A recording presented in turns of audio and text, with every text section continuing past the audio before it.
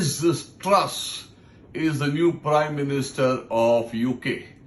She replaces Boris Johnson.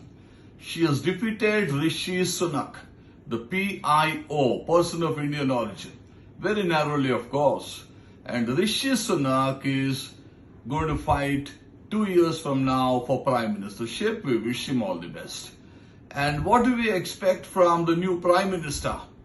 We expect that between us and UK there is a FTA being negotiated.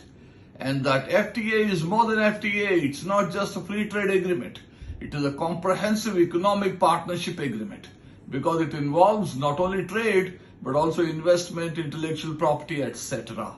And by that, which is promised for Diwali, we are expecting that by the end of this current decade, our bilateral trade will be $100 billion from what it is now. It is presently less than $20 billion, with the happy news that we have been running a trade surplus with the UK for the last approximately 20 years.